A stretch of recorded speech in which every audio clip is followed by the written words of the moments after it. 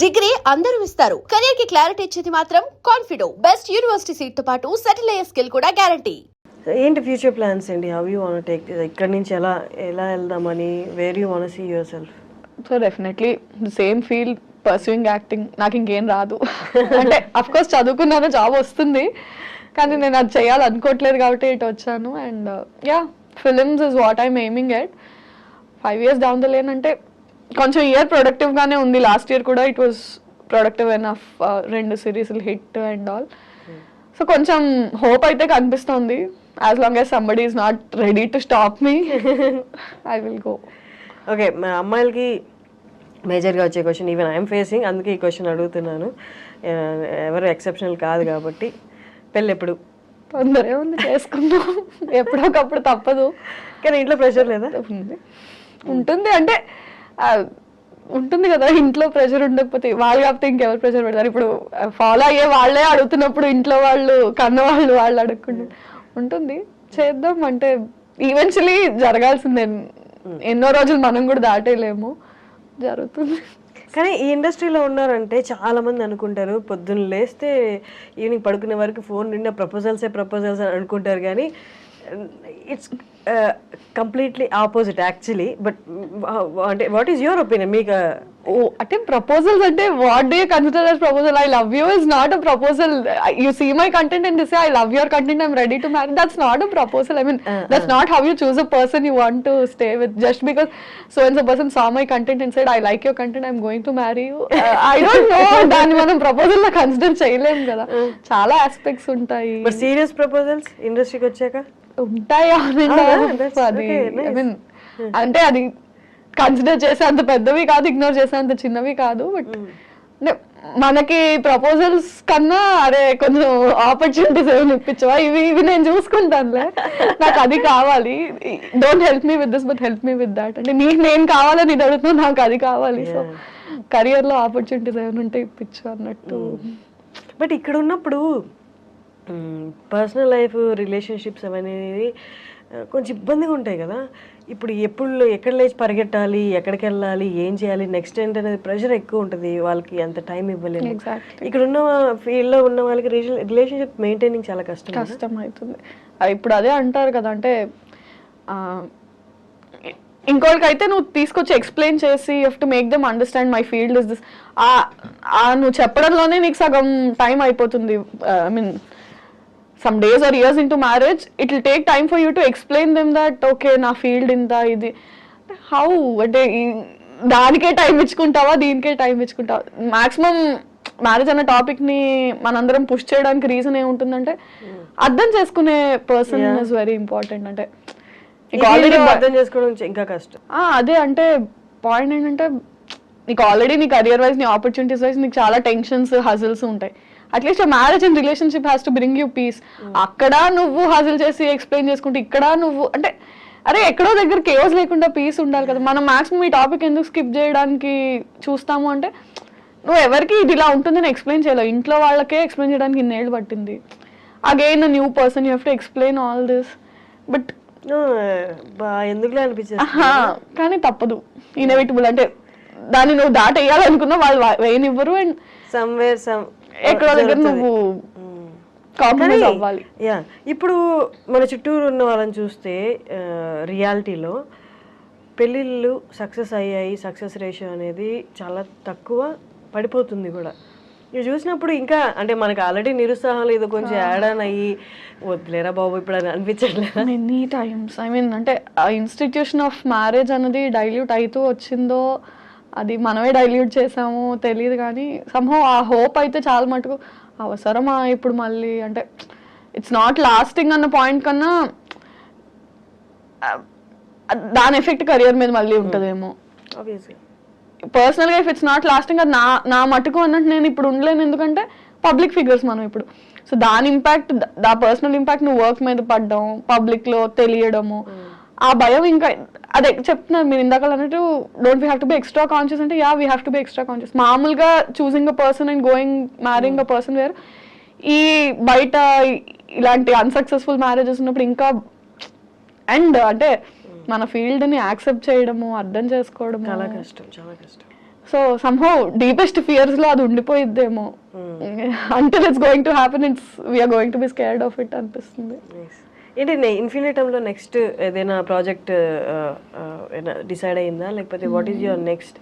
So ప్రస్తుతానికి పెళ్లివారమండి ఇంకొక 2-3 episodes లో అవుతుంది. అయ్యాక ఆల్రెడీ ఒక ప్రాజెక్ట్ రన్ అవుతోంది, జానకి సమేత రఘురామ అని. అది అండ్ చూడాలి, ప్రీవియస్ హిట్ అయిన సిరీస్ సీక్వెల్స్ ప్లాన్ ఉన్నాయి. అంటే I did a series call date with boss, దాని సీక్వెల్ రాధా గోపాలం, దాని సీక్వెల్ ప్లాన్ అయితే ఉంది. ఇంకా ఆడియన్స్ బట్టి వాళ్ళ రియాక్షన్స్, అంటే you can't keep on doing content with the same person. అంటే ఒకే కౌంటర్ పార్ట్ తో కంటెంట్ చేస్తున్నా సరే బోర్ అయిపోతారు. And they somehow get used to seeing only with that person. అంటే వీళ్ళతో కంటెంట్ హిట్ అయితే వీళ్ళతోనే చెయ్యి అంటారు, బట్ దట్ డజంట్ వర్క్. అంటే కాస్టింగ్ మారుతూ ఉండాలి. So with different person for few days and maybe will come back to Pellivaramandi season 3 again. ఇప్పుడు చాలా మందికి వ్యూవర్స్కి ఉన్న క్వశ్చన్ ఏంటి అంటే, ఛానల్స్లో అయితే దే పే యూ మంత్లీ ఇట్లా అని, బట్ యూట్యూబ్లో వచ్చేసరికి అంటే ఈ వ్యూవర్షిప్ని బట్టి దే పే యూ ఆర్ మనకి సినిమాలో లాగా పర్ డే అలాగా, లేకపోతే ఈ ప్రాజెక్ట్ కింద అని? ఐఎమ్ అన్ ఎంప్లాయీ, సో అది ఛానల్స్లో లాగా మంత్లీయే పే ఉంటుంది. అంటే ఇట్ డిపెండ్స్, అంటే ఫ్రీలాన్సర్స్ అయితే ఒకలా ఉంటుంది, ఎంప్లాయీస్ అయితే ఒకలా ఉంటుంది, if you own a channel ఒకలా ఉంటుంది. అంటే నాకంటూ నా ఓన్ ఛానల్ ఉండి if I'm associated with it, partnership లాగా this part of revenue belongs to me, this part percentages ఉంటాయి. ఫ్రీలాన్సర్స్ ఉంటే నంబర్ ఆఫ్ డేస్ కానీ పర్ సిరీస్ కానీ ఉంటుంది. నేను ఎంప్లాయీని కాబట్టి నాకు అట్లే ఉంటుంది monthly, so number of videos per month అలా. So it depends on different people. Now that I'm associated with Infinitum, I'm an employee with Infinitum. So salary. Finally Prasad గారు నేను ఇంటర్వ్యూ చేశాను. అమ్మో అమేజింగ్ అసలు. తన టాలెంట్, తనకి వాక్చాతుర్యము, రైటింగ్ మీద ఉన్న గ్రిప్ అసలు ఎంత అంటే, నాకు తెలిసి నేను చూస్తున్నా 3-4 ఎపిసోడ్స్ ఏమో చూసినప్పుడు ఒక దాంట్లో రైటింగ్ అనేది ఎక్కడొక్కడి ఎవాపరేట్ అయిపోద్ది, ఇంకా స్కిల్ అంతా ఎవాపరేట్ అయిపోయి ఇంకేముండదు, ఏదో ఒకటి సర్ది కట్టేద్దాం అన్నట్టు ఎక్కడా అనిపించలే. ఏ ఎపిసోడ్కి ఆ ఎపిసోడు అన్న ఆ మాటలు రాయడం కానీ చాలా టాప్ నాచ్ అనిపిస్తుంది. Very talented. నేను ఎప్పుడు ఆయనతో అంటాను, యూ హ్యావ్ సరస్వతి దేవి మీ దగ్గర ఉన్న రోజులు యూ విల్ ప్రాస్పర్ అని. అంటే ఈస్ వెరీ టాలెంటెడ్ లేండి. అంటే ఆ విషయంలో అదే అంటున్నాను, చాలా మంది పాపం మన ఇండస్ట్రీలో మన ఫీల్డ్లో టాలెంటెడ్ ఉన్నారు. రైట్ టైం, తను కూడా చాలా రోజుల నుంచి ఉన్నాడు ఆల్మోస్ట్. అంటే I don't know how many number of years, but నేను వచ్చి 4 ఏళ్ళు అయింది, తను నాకన్నా చాలా ముందు నుంచి ఉన్నాడు. అండ్ ప్రాపర్ బ్రేక్ తనకి వచ్చి ఉండింది, కానీ చాలా హ్యూజ్ సక్సెస్ ఈ మావిడాకులు, పెళ్లివారమండితో నెక్స్ట్ లెవెల్కి వెళ్ళిపోయాడు. పీపుల్ నో హిమ్ ముందు కూడా, very successful he was. So మెట్టు ఎదుగుతూ now that is working for films also, రాస్తున్నాడు.